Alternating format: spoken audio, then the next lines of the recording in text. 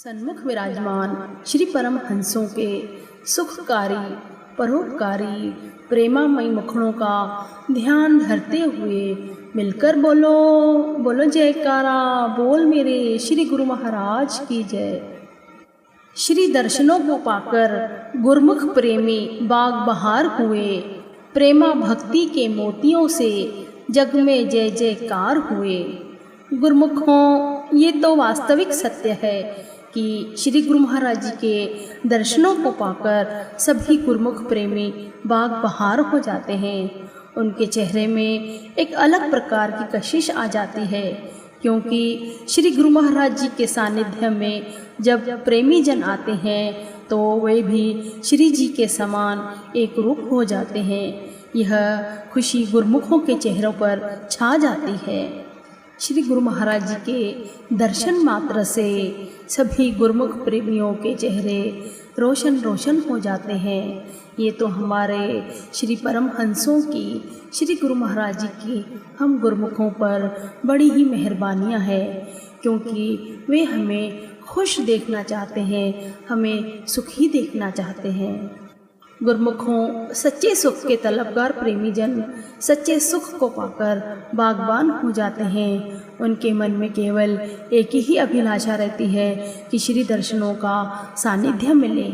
ऐसे ही हमारे प्राणों से प्यारे रूहानियत के मालिक, हमेशा मददगार हमारे श्री पंचम पातशाही जी गुरु महाराज जी ने जब जापान के ओकिनावा नगर में कृपा की, वहाँ के श्रद्धालु प्रेमियों ने श्री गुरु महाराज जी का भव्य स्वागत किया। हृदय में उल्लास और उमंग लिए हुए वे एकाग्रचित होकर श्री गुरु महाराज जी के दिव्य आलोकमय मुखमंडल की ओर निहारने लगे। श्री गुरु महाराज जी उनको प्रेम में विभोर हुआ देखकर मंद मंद मुस्कुराने लगे।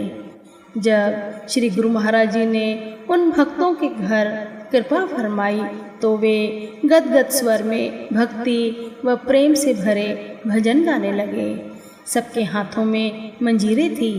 जिनके हाथ खाली थे, श्री गुरु महाराज जी ने उन्हें थाली पकड़ा दी और समय खुशी में बंध गया, भक्ति में बंध गया। श्री गुरु महाराज जी सबको शुभ आशीर्वाद प्रदान करते हुए प्रसन्न मुद्रा में वचन फरमाए। सच्चे व विशुद्ध प्रेम में आदिकाल से ही अनोखी शक्ति चली आई है। जहाँ ज्ञान व योग से नहीं पहुँचा जा सकता, वहाँ जीव प्रेमा भक्ति से सरलता से पहुँच जाता है। वर्षों और युगों का पथ कुछ ही पलों में तय कर लेता है। जिसके दिल में प्रभु प्रेम का दीपक जल जाता है, वह सहज में ही प्रभु का सानिध्य प्राप्त कर लेता है। अब आप ही देखो कि हमें जाना था सीधे टोक्यो और पहुंच गए ओकिनावा।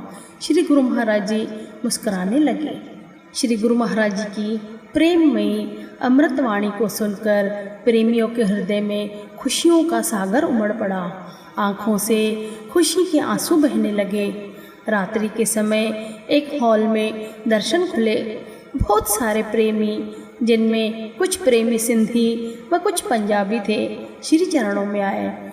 कुछ एक प्रेमियों ने विनय की, प्रभु, जापान ने टेक्नोलॉजी में इतनी उन्नति कर ली है कि दुनिया में इसकी अन्यत्र कोई तुलना नहीं कर सकता।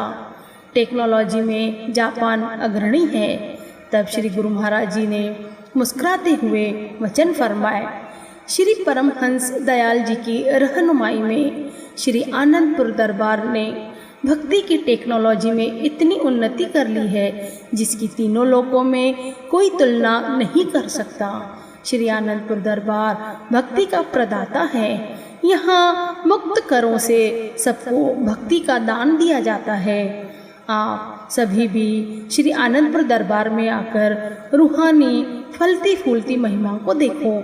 वहाँ के मनोरम दृश्यों का अवलोकन करते हुए नाम सुमरण, सेवा, सत्संग से आत्मोन्नति करो और अपने धन्य धन्य भाग्य मनाओ। इस प्रकार श्री गुरु महाराज जी ने उन प्रेमी जनों को वास्तविकता से अवगत कराया और फिर टोक्यो के लिए श्री गुरु महाराज जी ने प्रस्थान किया।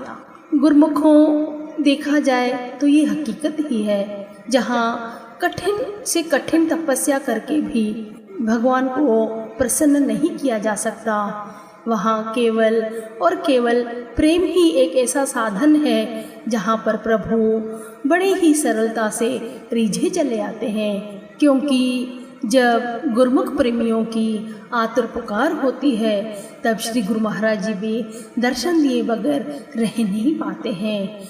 ये तो श्री परमहंसों के हम गुरुमुखों पर अनंत अनंत उपकार हैं, रहमतें हैं कि जब जब प्रेमी जन श्री गुरु महाराज जी को याद करते हैं, तब तब श्री गुरु महाराज जी दौड़े दौड़े उनका साथ देते हैं, उनकी संभाल करते हैं। गुरुमुखों, कबीर दास जी ने भी अपने वचनों में फरमाया है कि प्रेम ना बारी उपजे, प्रेम ना हाट बिकाए, राजा प्रजा जे ही रूचे, शीश देई ले जाए। अर्थात प्रेम न तो खेत में पैदा होता है और ना ही बाजार में बिकता है। राजा हो या प्रजा हो, जो भी प्रेम का इच्छुक हो, वह अपने सर्वस्व को त्याग कर प्रेम को प्राप्त कर सकता है। गुरुमुखों, ये सत्य है कि जब श्री गुरु महाराज जी को पाना है तो प्रेम के साथ ही उन्हें उनकी कृपा को पाया जा सकता है, अन्यत्र कोई भी साधन नहीं है।